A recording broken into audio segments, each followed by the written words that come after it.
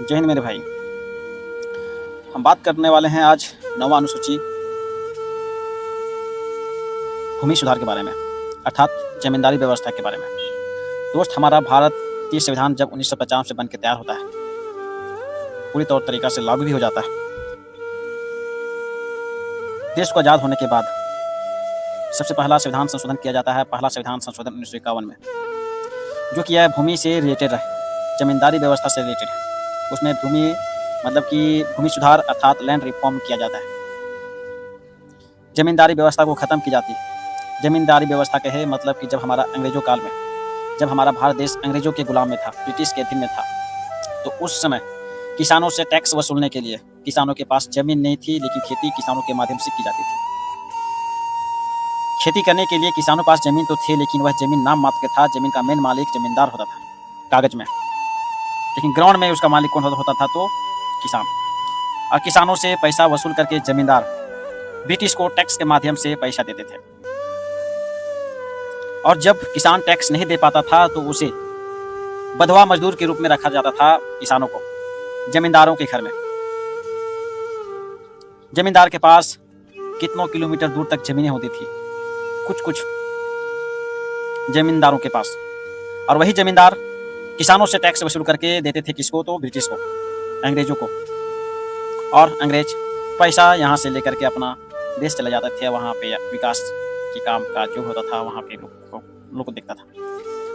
और इसी तरह हमारा देश पीछे होते चला गया और सोने का चिड़िया कहलाने वाला हमारा भारत देश आज पिंजरों में फंसा हुआ था। जी हाँ मेरे भाई। तो जब हमारा नेहरू सरकार आया, जब प्रथम प्रधानमंत्री भारत का बना पंडित जवाहरलाल नेहरू ने, तो इन्होंने पहला संविधान संशोधन 1951 में किया। लैंड रिफॉर्म के तहत, भूमि सुधार के तहत जमींदारी व्यवस्था को सबसे पहले खत्म किया।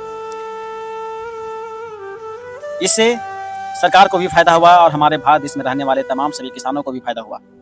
क्यों? क्योंकि हमारा फंडामेंटल राइट में आता था आर्टिकल 19 और आर्टिकल 31। आर्टिकल 19 की क्लोज ए में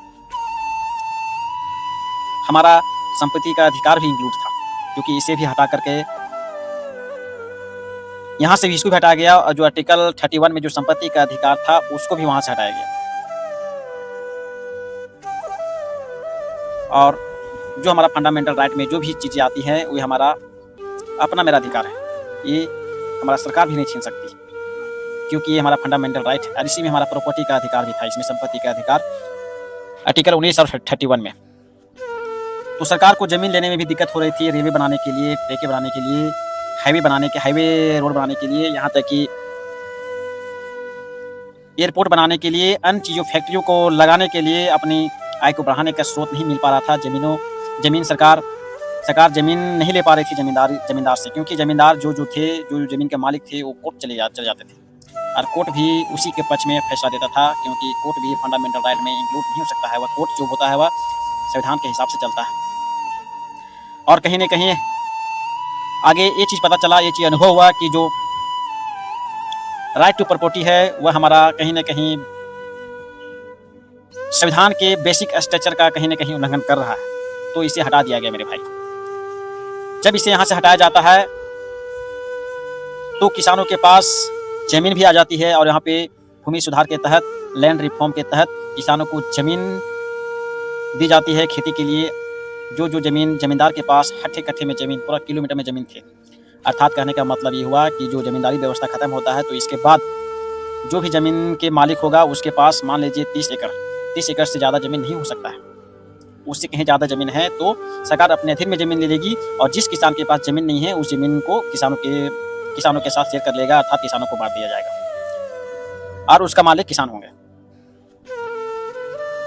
यही हमारा लैंड रिफॉर्म कहता है, भूमि सुधार कहता है, जो पहला संविधान संशोधन 1951 में की गई थी मेरे भाई। तो इसीलिए संवैधानिक संशोधन की गई और इसमें 9th शेड्यूल जोड़ा गया, भूमि सुधार। और इसी के तहत 44वां संविधान संशोधन की जाती है मोरारजी देसाई के शासनकाल के समय 1978 में। इन्होंने सबसे पहला कदम उठाता है कि जो हमारा राइट टू प्रॉपर्टी है, संपत्ति के अधिकार, जो आर्टिकल 19 में और आर्टिकल 31 में दिया गया है, उसको वहां से हटा करके एक लीगल कानून के तहत एक लीगल अधिकार दे देता है, लीगल राइट में उसको चेंज कर देता है मेरे भाई। फंडामेंटल राइट को, और उसे जाके उठा के फेंकता है कहाँ, आर्टिकल 300 के ए में। अब इसमें हमारा फंडामेंटल राइट से इस हक को हटा करके डायरेक्ट 300 ए में फेंकता है, जो कि एक कानूनी अधिकार बन जाता है, एक फंडामेंटल राइट नहीं रह जाता है। अब सरकार वहां से किसी भी जमीन को सरकार को जब जरूरत होगी तो सरकार ले सकता है।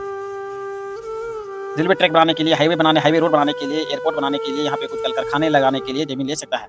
बदले में सरकार जब जो भी गांव की जमीन है, ग्रामीण जमीन है, उसकी जो बाजार में जो रेट चल रही है उनकी 4 गुना पैसा देती है मुआवजा के रूप में।